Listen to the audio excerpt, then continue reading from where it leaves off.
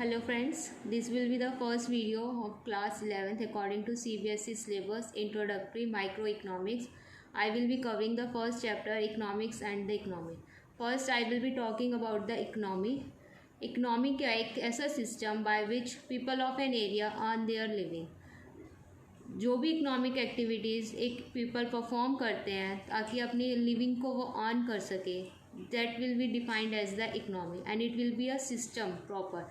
And the economic activities we can say like teachers going to school, doctors going to hospital. But in economics we will consider the economic activities that are related to production, consumption, investment, and further we can say exchange. We will be talking about these economic activities further in the video. And the next topic is nature and level of economy. Those economic activities which show the nature of the economy are considered as the nature of the economy. So for example we can say in a village most of the people जो है वो किस में engaged होते हैं, कौन सा काम कर रहे होते हैं, agriculture activity, then it will be the agriculture economy. And the level of economy which shows the level of the economy, that is whether economy is developed economy or underdeveloped economy. For example we can say that farmers mostly they are engaged in the agriculture activity and they are yielding the rich production, engaged in high level of production. This will show the level of economy. We will say that the economy is the developed economy. Further we will say the types of economies. Generally there are three types of economy: controlled economy, free economy, and mixed economy. And I am already said that in economics we are discussing the economic activities that are related to production, consumption, investment, and exchange. And generally these four economic activities are regulated by government of the country, but in different countries their degree of control varies according to different nations. Like in China and Russia it is a controlled economy because their government control is very high. USA and UK, these are the free economies because the control of government is low. And India, we are considering India in the mixed economy because here the government control is moderate. And from exam point of view this difference is very important. Difference between controlled economies, free economics, and mixed economy. Controlled economy, free economy, and we can say that market economy, and the third one is mixed economy. First we will say about the basis for this is differentiation is meaning. Controlled by the controlled economies कौन सी होती हैं जिसमें control किसका होता है, government का. Free economy किस में होती है जिसमें एक्टिविटीज़ जो है वो कैसे डिसाइड होती है, मार्केट फोर्सेस. मार्केट फोर्सेस में क्या होता है, डिमांड एंड सप्लाई. जितनी मार्केट में डिमांड है, सप्लाई है, उनके अकॉर्डिंग से एक्टिविटीज़ को हम कंट्रोल करते हैं. थर्ड वन इज़ एक्टिविटीज़ जो गवर्नमेंट फ्री फोर्स होता है गवर्नमेंट का, बट उसमें गवर्नमेंट का भी कंट्रोल होता है. फ्री प्ले होता है मार्केट फोर्सेस का, बट उसमें गवर्नमेंट का भी कंट्रोल होता है. कंट्रोल्ड इकनॉमिक्स में मेन मोटिव क्या होता है, social welfare. Second, free economy में प्रोड्यूसर क्या चाहता है, उसका प्रॉफिट क्या हो, मैक्सिमाइज हो, तो मेन मोटिव क्या होता है, profit maximise. And third one mixed economy. Mixed economy में social welfare plus profit maximisation.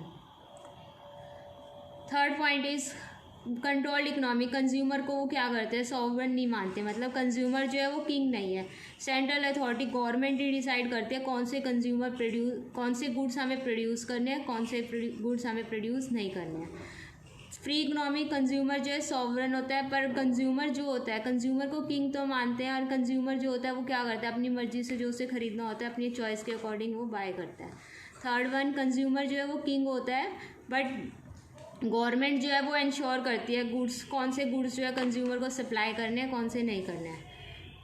Third one, controlled economy. Resources जो है वो गवर्नमेंट जो है वो प्राइस डिसाइड करती है. फ्री इकनॉमी में क्या होता है, रिसोर्सेज जो है वो पीपल के होते हैं, बट मार्केट जो होते हैं वो डिटरमाइन करते हैं कि गुड्स या सर्विसेज का प्राइस क्या होगा. और मिक्स इकनॉमी में गवर्नमेंट भी पीपल भी, प्राइजेज जो है वो मार्केट के अकॉर्डिंग डिटरमाइंड होते हैं, पर गवर्नमेंट जो है एसेंशियल गुड्स का जो होता है वो प्राइस एक फिक्स कर देती है कि इससे प्राइस ज़्यादा नहीं होगा. पब्लिक सेक्टर जो है वो डोमिनेट करता है इकोनॉमिक एक्टिविटी को कंट्रोल्ड इकोनॉमी में. फ्री इकोनॉमी में किसका रोल होता है, प्राइवेट सेक्टर का. एंड मिक्स इकोनॉमी में public plus private both. Next I will be now talking about the economics. Economics term जो है वो कहाँ से डिफाइंड हुई है? ग्रीक वर्ड से ड्राइव्ड हुआ economics words. And in general economics का मतलब होता है house hold management. Different economics से उन्होंने डिफरेंट डिफरेंट टर्म्स दी. किसी ने कहा, जैसे एडम स्मिथ था, उसने कहा इकोनॉमिक्स क्या है? वेल्थ ऑफ नेशन है.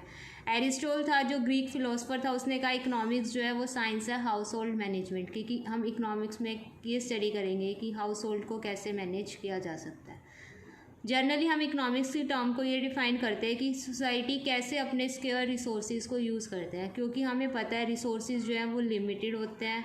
तो हमें ये डिसाइड करना था कि हम उनको रिसोर्सेज को कैसे यूज़ करें ताकि हमें वेलफेयर जो है उनसे मैक्सिमम मिल सके, मैक्सिमम बेनिफिट हम अर्न कर सकें. बट एक प्रॉब्लम होती है इकोनॉमिक्स में कि जब भी हम कुछ भी डील करते हैं इकोनॉमिक प्रॉब्लम अराइज हो जाती है. इकोनॉमिक प्रॉब्लम अराइज क्यों होती है? क्योंकि प्रॉब्लम है चॉइस की. प्रॉब्लम चॉइस की क्यों अराइज होती है? क्योंकि हम रिसोर्सेज जो है वो हमारे पास स्केर्स हैं. और दूसरा रीज़न क्या है? एक रिसोर्सेज के ऑल्टरनेटिव यूज़ है. कि कोई बंदा एक 100 रुपये को इसलिए यूज़ कर रहा है कि उसकी मदर जो है वो इल है, तो उसके लिए वो मेडिसिन बाय कर रहा है. एंड दूसरा ही बंदा उन 100 रुपये को किसके लिए यूज़ कर रहा है? किस लिए यूज़ कर रहा है? कि वो एक मूवी के लिए टिकट बाय कर रहा है. तो रिसोर्सेज क्या है कि ऑल्टरनेटिव यूजेज हैं. अब 100 रुपीज़ से वो दोनों चीज़ें तो कर नहीं सकता, या फिर वो दवाई भी ले ले और टिकट भी ले ले. तो अब यहाँ पे उसके लिए क्या होगी? प्रॉब्लम ऑफ चॉइस जो है अराइज होगी. एंड रिसोर्सेज जो है वो हमें पता है लिमिटेड है हमारी वांट्स के अकॉर्डिंग. अब रिचेस्ट पर्सन है, उसके पास भी कुछ ना कुछ उसकी विश रहेगी, मैं अब ये कर लूँ, ये खरीद लूँ, ये कर लूँ. क्योंकि विश जो है बंदे की, डिज़ायर टू पोजेस जो है वो उसकी अनलिमिटेड है, उसकी वो कभी एंड नहीं होती है. कोई भी बंदा हो, whoever, everyone faces the problem of choice. Either the person is rich, poor, consumer, producer, government, everyone faces the problem of choice. How the consumer faces the problem of choice? The question arises, how the consumer faces the problem of choice. Consumer को ये decide करना होता है कि उसको कौन सा goods by करना है अपनी इनकम से, कौन से गुड्स उसको नहीं खरीदने हैं, कौन से गुड्स खरीदने से उसको इकोनॉमिक में उसको बेनिफिट होएगा. अब कंज्यूमर वही गुड्स खरीदेगा जिससे उसकी सेटिस्फेक्शन जो है वो वेलफेयर जो है वो मैक्सिमाइज हो सके, वो वाले गुड्स बाय करेगा. प्रोड्यूसर क्या करेगा? प्रोड्यूसर ये सोचेगा वो कौन से गुड्स प्रोड्यूस करे ताकि उसका मेन मोटिव क्या होता है? प्रॉफिट जो है उसका मैक्सिमाइज हो सके.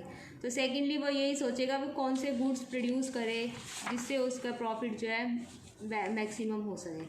गवर्नमेंट क्या है? गवर्नमेंट को टैक्स चाहिए होता है कि भाई how to use public revenue. अब गवर्नमेंट को प्रॉब्लम कहाँ पे अराइज हुई? गवर्नमेंट के पास इनकम के सोर्स क्या है? टैक्स है. अब गवर्नमेंट को ये सोचना है कि अब उस पब्लिक रेवेन्यू, उस टैक्स की इनकम को वो कहाँ पे स्पेंड करे? रोड्स की कंस्ट्रक्शन में स्पेंड करे, डैम्स की कंस्ट्रक्शन में बनाए, कहाँ पे वो स्पेंड करे उसमें इनकम को. पर गवर्नमेंट का मेन एम यही होता है कि अपने गिवन रिसोर्सेज से वो सोशल वेलफेयर को जो है वो मैक्सिमाइज कर सके. तो इसके लिए वो यही प्रॉब्लम की चॉइस ही हो जाती है कि उसको कहाँ पे अपना पैसा जो है वो लगाना चाहिए. इकोनॉमिक्स में जो है दो तरह से हम डिफाइन कर सकते हैं. इकोनॉमिक्स में माइक्रो इकोनॉमिक्स, 2 टाइप्स इकोनॉमिक्स है, micro economics and macro economics. Micro means small. जब हम इंडिविजुअल लेवल पे बात करते हैं तो वो क्या है? Micro economics. जब हम पूरी कंट्री की बात करते हैं तो वो क्या है? Macro economics. मैक्रो इकोनॉमिक्स में वही है, प्रॉब्लम ऑफ चॉइस अराइज हो जाती है. इकोनॉमिक प्रॉब्लम इंडिविजुअल लेवल पे है तो स्मॉल होती है, मैक्रो पे होती है तो कंट्री पूरी एज अ कंट्री की हमें प्रॉब्लम देखने पड़ते हैं. First we will be talking about the micro economics. Micro economics किस में है? भाई मैंने बोला अभी कि डील किससे डील करते हैं? स्मॉल यूनिट से. लाइक इंडिविजुअल कंज्यूमर हुआ, individual producer, individual industry, individual market. Consumer क्या चाहता है? उसको क्या मिले? मैक्सिमम सेटिस्फेक्शन मिले. तो इसके लिए हमारे पास कौन सी अलग थ्योरी होती है? Theory of demand and theory of consumer behaviour. Producer क्या चाहता है? प्रॉफिट मैक्सिमाइज हो. इसके लिए फिर अलग थ्योरी है. बिहेवियर जो है प्रोड्यूसर का हम किससे स्टडी कर सकते हैं? Theory of supply. व्हेन जब theory of demand plus theory of supply क्या बन जाती है? Theory of market. कि मार्केट फोर्सेस में हम डिमांड एंड सप्लाई स्टडी करते हैं. माइक्रो इकोनॉमिक्स में क्या बताती है कि हमें ये बताती है कि कैसे हम गुड्स प्राइसेस जो है वो कैसे डिटरमाइन करें मार्केट में. तो इसको हम प्राइस जो है प्राइस थ्योरी भी कह देते हैं क्योंकि प्राइस डिटरमाइन करते हैं हम डिमांड एंड सप्लाई के थ्रू. माइक्रो इकोनॉमिक्स में हम 3 चीज़ें ही करते हैं: theory of demand, theory of supply, theory of price. And theory of price, ये बहुत इंपॉर्टेंट कंपोनेंट है क्योंकि हम डिमांड एंड सप्लाई के थ्रू ही प्राइस को डिटरमाइन कर सकते हैं। Next will be the macro economics. Macro economics, जब हम इकोनॉमी को एज अ होल स्टडी करते हैं, पूरी कंट्री की इकोनॉमी को एज अ होल स्टडी करते हैं, then it will be termed as the macro economics.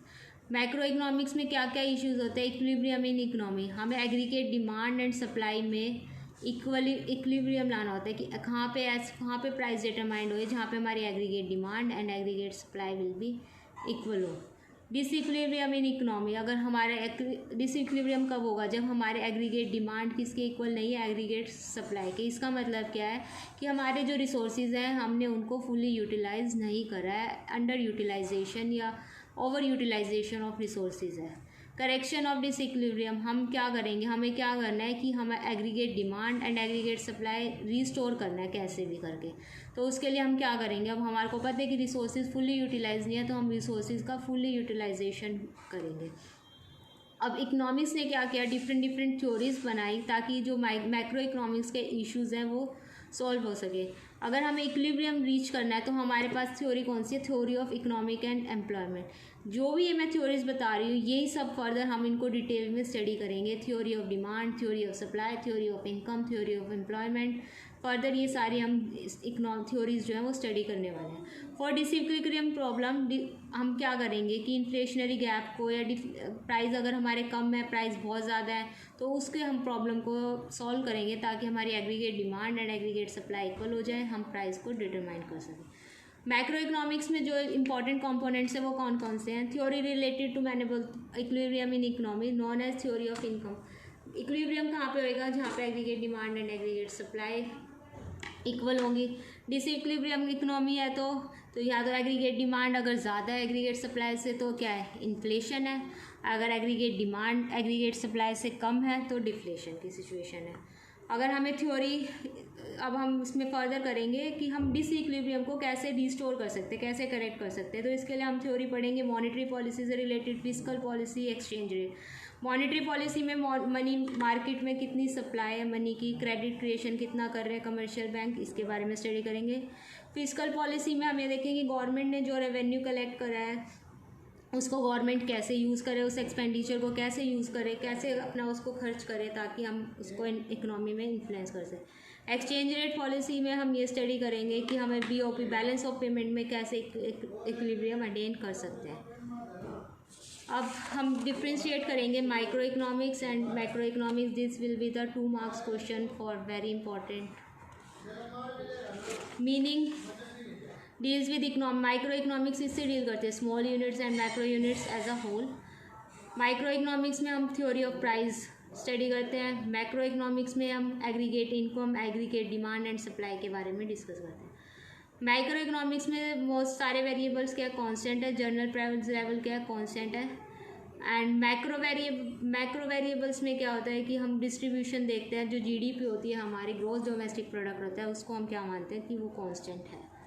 Micro economics में डिमांड, सप्लाई, प्राइस क्या है इंपॉर्टेंट कंपोनेंट्स हैं। और मैक्रो में क्या equilibrium, disequilibrium, how to correct the disequilibrium theory जो है ये इंपॉर्टेंट कंपोनेंट्स हैं।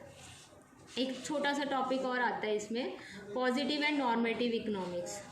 पॉजिटिव इकोनॉमिक्स में क्या बताता है कि व्हाट इज़, मतलब कि इकोनॉमिक जो भी इश्यूज जो रिलेटेड हैं पास्ट, प्रेजेंट एंड फ्यूचर, हम सिर्फ इश्यूज वही स्टडी कर सकते हैं बाय यूजिंग जो उनके लिए हमारे पास फैक्ट्स हैं एंड फिगर्स है। फॉर एग्जांपल जैसे कि हम ये कहें कि 22% जो पॉपुलेशन है इंडिया की वो बिलो पॉवर्टी लाइन है, तो ये क्या है? ऑब्जर्वेशन रिलेटेड टू प्रेजेंट है कि हमने देखा कि आज के टाइम पे जो 22% पॉपुलेशन इंडिया की वो कहाँ पे है? बिलो पॉवर्टी लाइन है। अगर पॉपुलेशन जो इंडिया की वो ग्रो कर जाती है, ऑब्वियसली बिलो पॉवर्टी लाइन जो पीपल है वो भी क्या है? एक्सटेंड कर जाते हैं। तो ये क्या हुआ? फ्यूचर हमने ऑब्जर्व करा, हमने देखा कि अगर पॉपुलेशन ग्रो करती है तो बीपीएल जो है वो एक्सीड कर जाएगा। पॉजिटिव इकोनॉमिक्स हमें क्या बताती है? What was, what is and what would B, कि पहले क्या था, अब क्या है, and what will be the future. Next will be the characteristics of positive economics. Positive economics में करेक्टरिस्टिक्स क्या है? Nature and extent of problem, economic problems, मतलब कि हमें ना ये बताएंगे कि हम लोगों का बिहेवियर पता कर सकते हैं, पास्ट में क्या था, प्रेजेंट में क्या है, फ्यूचर में क्या है। स्टेटमेंट जो भी होगी वो फैक्ट एंड फिगर्स होंगे जिनके थ्रू हम एक जजमेंट स्टेटमेंट बेस कर सकते हैं। स्टेटमेंट जो है उनको हम वेरीफाई कर सकते हैं। स्टेटमेंट कोई ना वैल्यू जजमेंट नहीं दिखाएगी कि सिर्फ कोई ओपिनियन दे दिया, किसी ने अपनी एक स्टेटमेंट दे दी, ऐसी कोई भी स्टेटमेंट पॉजिटिव इकोनॉमिक्स में नहीं होती। And the second will be the normative economics. Normative economics में क्या आता है, व्हाट ऑट टू बी। इसमें क्या होता है नॉर्मेटिव इकोनॉमिक्स में, इसमें ओपिनियंस होती है इकोनॉमिक्स की, जो भी इकोनॉमिक इश्यूज़ हैं उनके रिगार्डिंग इकोनॉमिक्स की जो है ओपिनियन क्या है। अब डिफरेंट इकोनॉमिक्स की डिफरेंट ओपिनियन होते हैं इकोनॉमिक प्रॉब्लम पे। फॉर एग्ज़ाम्पल जैसे कि मनरेगा है, Mahatma Gandhi national rural employment guarantee. इस स्कीम में क्या होता है कि इसका मेन एम होता है कि कोई भी पर्सन अनएम्प्लॉयड ना रहे, कि हम 100% एम्प्लॉयमेंट प्रोवाइड करेंगे अपनी कंट्री में। तो एक इकोनॉमिस्ट कहता है कि मनरेगा से क्या होगा कि इकनॉमी जो अनएम्प्लॉयमेंट की प्रॉब्लम है इकनॉमी में वो ख़त्म हो जाएगी। दूसरा इकोनॉमिक्स ने क्या कहा कि मनरेगा जो है वो जो टैक्स पायर की मनी है उसको यूज़ करता है, तो इसलिए इस स्कीम को जो है बंद करना चाहिए। तो ये क्या डिफरेंट ओपिनियंस है इकोनॉमिक्स की रिगार्डिंग मनरेगा स्कीम। तो नॉर्मेटिव इकोनॉमिक्स में क्या होता है कि इकोनॉमिक्स जो है वो अपनी डिफरेंट ओपिनियंस ही देते हैं। इसकी करेक्टरिस्टिक्स क्या होगी, नॉर्मेटिव स्टेटमेंट की वैल्यू जजमेंट इन्वॉल्व होती है, कंट्रोवर्सीज, डिबेट्स, आर्ग्यूमेंट्स। जब कोई डिफरेंट ओपिनियंस होगी तो क्या हो सकता है, आर्ग्यूमेंट हो सकते हैं, कंट्रोवर्सी हो सकते हैं। इनको हम वेरीफाई नहीं कर सकते। कोई भी ये मतलब ओपिनियन जो है वो किसी ट्रूथ पे बेस्ड नहीं होती है, जस्ट अ ओपिनियन है। रिफ्लेक्ट करती है कि बट ऑट टू बी, कि ऐसा हो सकता है कि बट सॉल्यूशन नहीं, भाई ऐसा एक सॉल्यूशन हो सकता है इकोनॉमिक प्रॉब्लम का, बट कंफर्म सॉल्यूशन प्रोवाइड नहीं करती है। The last topic There is a difference between the positive economics and normative economics. Positive economics generally वही है, पास्ट प्रेजेंट फ्यूचर से रिलेटेड है। नॉर्मेटिव जो है उसमें ओपिनियन होते हैं। पॉजिटिव इकोनॉमिक्स में क्या है, what is, what was, what would be, and normative में what ought to be. Positive economics जो है वो ट्रू और फॉल्स हो सकते हैं। स्टेटमेंट्स जो है वो ज़रूरी नहीं है वो हमेशा ही ट्रू हो, वो ट्रू और फॉल्स भी हो सकते हैं। और नॉर्मेटिव क्या है, वो तो ओपिनियंस ही है लोगों की। पॉजिटिव इकोनॉमिक्स को हम वेरीफाई कर सकते हैं, नॉर्मेटिव इकोनॉमिक्स को हम वेरीफाई नहीं कर सकते हैं। एंड द पॉजिटिव इकोनॉमिक्स में कोई भी वैल्यू जजमेंट नहीं होती है, एंड नॉर्मेटिव इकोनॉमिक्स में वैल्यू जजमेंट इन्वॉल्व होते हैं। And friends, if you like my video, please like, share and subscribe my channel, and I will be loading more and videos related to the commerce subjects.